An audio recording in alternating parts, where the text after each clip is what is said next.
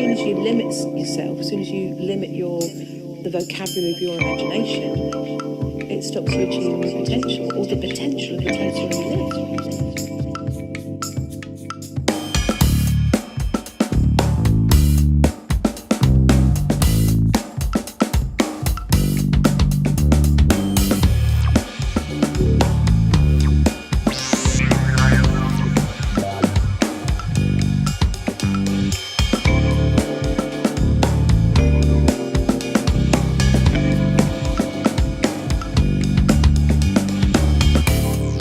Introduce myself.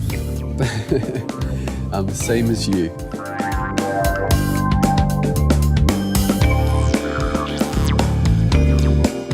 My name is Callecia J Brown. I'm a fashion designer based in Nottingham.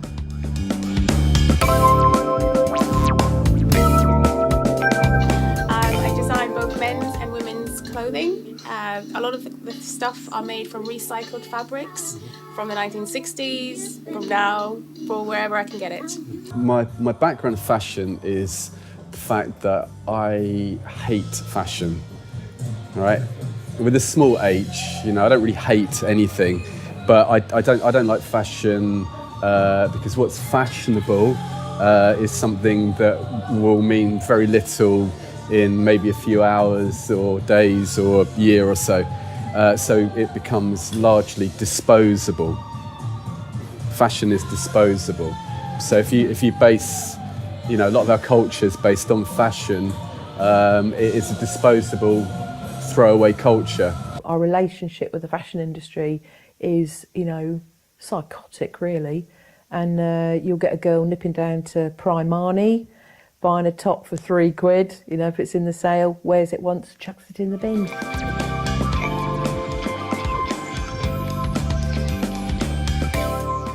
I hate places like Primark and Topshop actually, because they have a moral obligation, I think. I mean, I have friends that work in the fashion industry who have to deal with these factories abroad, and one of the arguments is that it is the economic structure of the country. You can't go in and pay them more than what the average people will earn.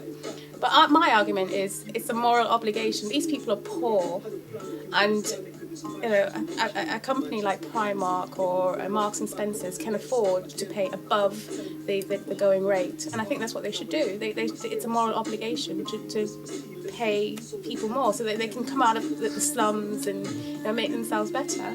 You have to make fair trade fashionable. It has to be. Not for me, but for other people that are not as serious. I watched a program actually, and just to illustrate how little people get paid. And the factory person went to the supermarket and couldn't buy deodorant with his day's pay. I mean, come on, that's ridiculous. They should be able to buy these little things. There is an increased consciousness, you know, since we've been looking at the issues of ethical fashion and fair trade, you know, slowly. Well, it's not been that slow actually, you know, it's been about 10 years for it to become a really properly mainstream idea.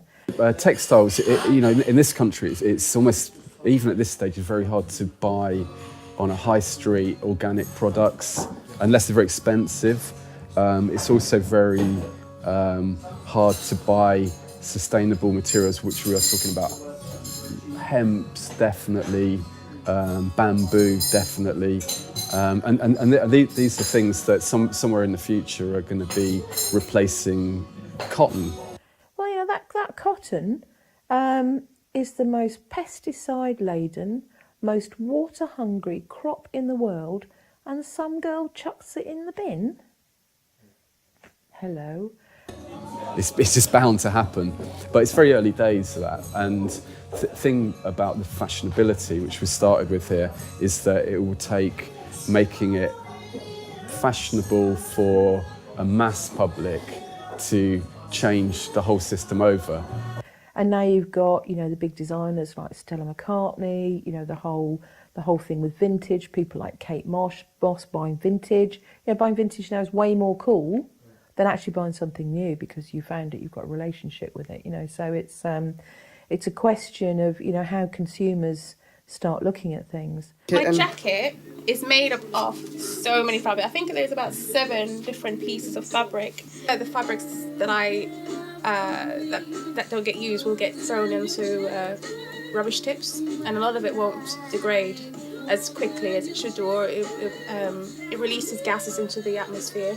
And this jacket actually came together based on the fact that I had lots of scraps. I don't throw anything away. If you look at my studio, nothing gets thrown away. So I'm actually helping the environment in some way. So I had lots and lots of scraps, and I just put them together, basically. Old fabric are much more sustainable. They're stronger. They're, you know, the fabric nowadays, they will fall apart so easily. And also it enhances the creative process. I can come up with new designs based on the fabric, and it just opens up a much more creative avenue for me.